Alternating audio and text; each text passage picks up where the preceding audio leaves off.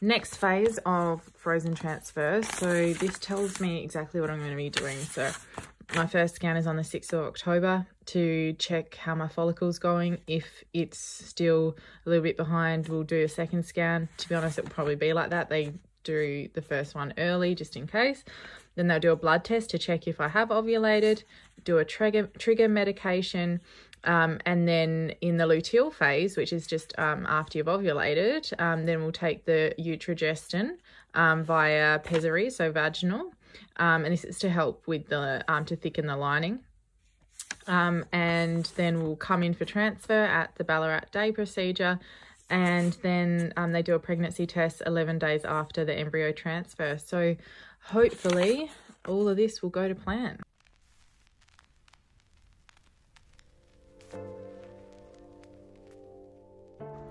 So I just spoke to Ballarat IVF, and you can tell I'm like trying not to cry because it's just like another thing on top. And anyway, and because we got this like invoice in the mail and it was like an extra $2,614. And I was like, why is there extra money? Like, we've already paid, you know, it was like around like $8,000, and then by the time we got like Medicare back plus like extra like drugs and stuff on top, you know, we were about $4,000 out of pocket. And now like there's this extra amount, and I didn't account for that obviously, and I'm just like, you know, it is what it is. Like, we can't avoid it. It's not like I can be like, okay, I'm not doing transfer. But the thing is, if you do fresh transfer, you don't pay this extra money. But if you're doing a frozen transfer, you do pay this extra money. But with that said, like, from everything I've learned, apparently like frozen transfer is best anyway. And you can't always, even if it wasn't for COVID, you can't always get a fresh transfer anyway, because it depends on your progesterone levels, and as well as that, you know, they apparently frozen transfer is more successful. But I just said, like, the lady was really lovely and supportive, and, you know, like I kept trying to say to her, I totally understand, it's nothing to do with you, but I was just like, it's kind of sucks that because of COVID I probably have to pay an extra, you know, X amount of dollars. And so I think from what she was saying, like, out of pocket for this will, when we get the Medicare back, it'll be, I think we're out of pocket like $11,043 like on top. So we'll pay $2,614 and then potentially be out of pocket $1,143. So it's still like another, you know, $1,200 there, plus there's a fee of $221 for the transfer itself, and out of pocket is $91. Then you got to pay for the embryo glue, which is $160. So that is, let me see, so that's 13, so that's almost $1,400 right there out of pocket. But obviously we actually have to come up with around $3,000 up front to begin with. So yeah, like, initially you get told figures and it makes it seem kind of affordable, but there's just so many other expenses that come up along the way, and it's hard because I'm pretty accepting of these things, and I'm just like, it is what it is. Like, we just have to come up with a way and we got to make it work. But, you know, my husband's very much like, he needs to know why, and he gets like frustrated with it, and that pressure, I can't deal with it. Even though it's not personal towards me, it makes me feel really uncomfortable when he gets really angry about it. Not angry, but like just like raises his voice about it, and not towards me, but towards the situation. And it makes me feel so uncomfortable, and then I break down and cry because I'm like, I don't want this, I don't want to deal with this, but like, this is what it is. Like, there's nothing that we can do about it.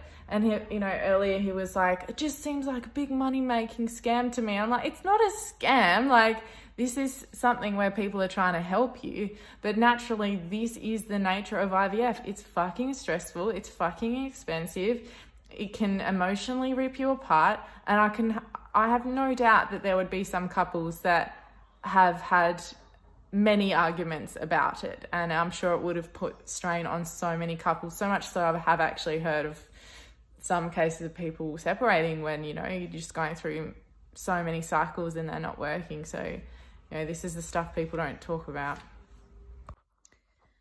I'm feeling a little bit overwhelmed with just like adding up how much money all of this has costed. And I think if we had more than one embryo, I wouldn't be so worried about it, but it's starting to compound, like just knowing that like all of this is just for one shot. And if it does work, then every cent will be worth it. And I don't care how much it costs because it'll be worth it. But if it doesn't work, it's so expensive.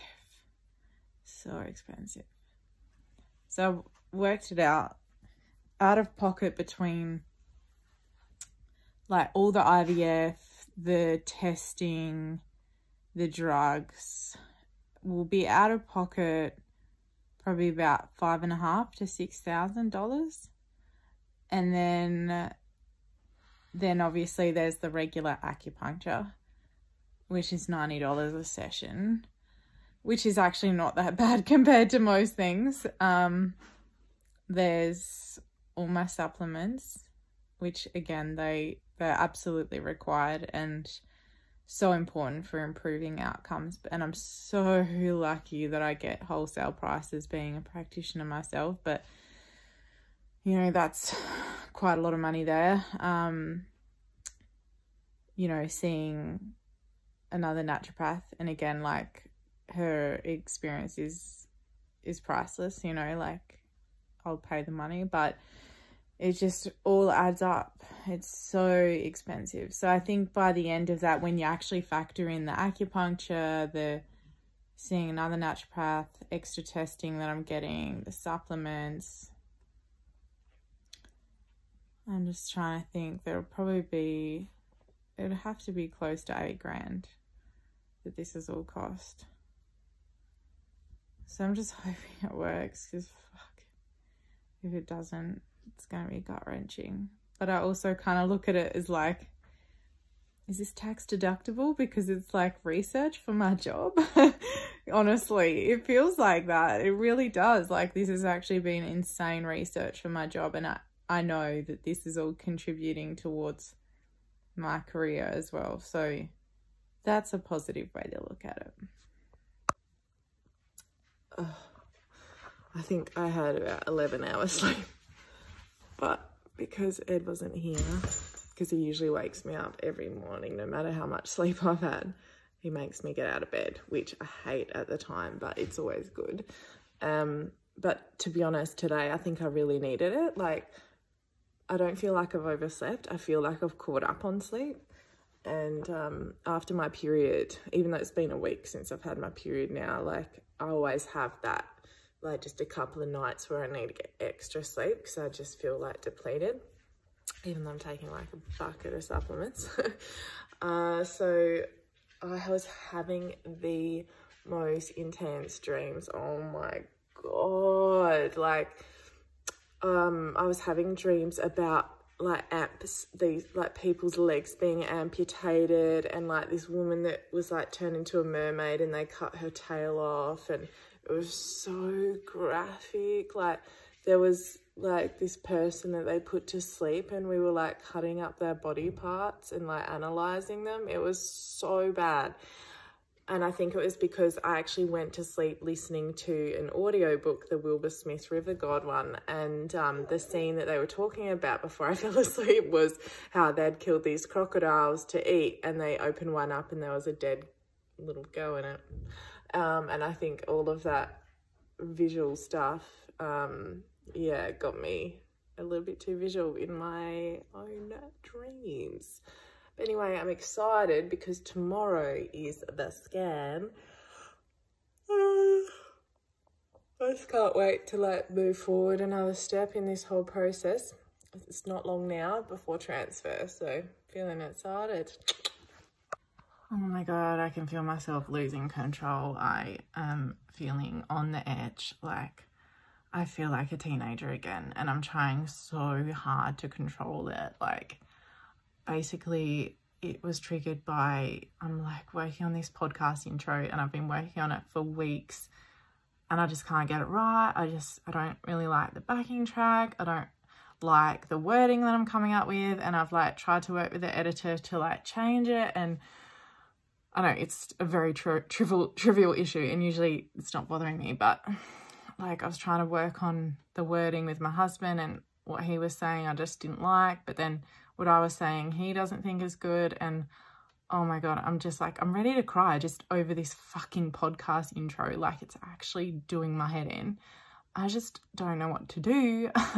Like, I know, again, this is so bloody trivial, but like, I've had these like podcast interviews that I like interviewed people months ago on, and just because I can't fucking come up with a podcast intro, I'm delaying this podcast for months. Like, it's actually doing my head in. Like, why is it so hard? I don't understand. Like, usually I'm so good with this stuff. I'm just like, yep, that'll do.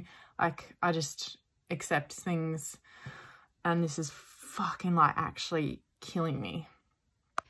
There is seriously something wrong with me right now. I feel so angry. Like, I actually feel so irritable. Like, I haven't felt like this since I was a teenager. And this actually reminds me of when I have clients who, you know, present to me with feeling really irritable and they can't control it. Like, that's how I feel right now. I feel like my hormones are just doing something. Like, oh, I haven't felt like this in such a long time. It's painful. It's actually painful. And it's actually really helping me to relate to people that feel like this all the time, because they've got chemical imbalances, and I'm trying so hard to push through it, and I just cannot imagine if I had to feel like this every day. It's awful. I just don't know what else to do. Like, it's not really something that I feel warrants like calling a friend or messaging someone. And I feel like my husband wouldn't understand. I'm just, oh my God, shit. And all I can think about is just videoing myself. I feel like if I just keep getting off my chest, even if I don't post this, like, I just have to keep talking through it until it's over.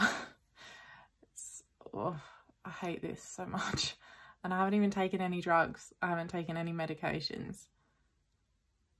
It's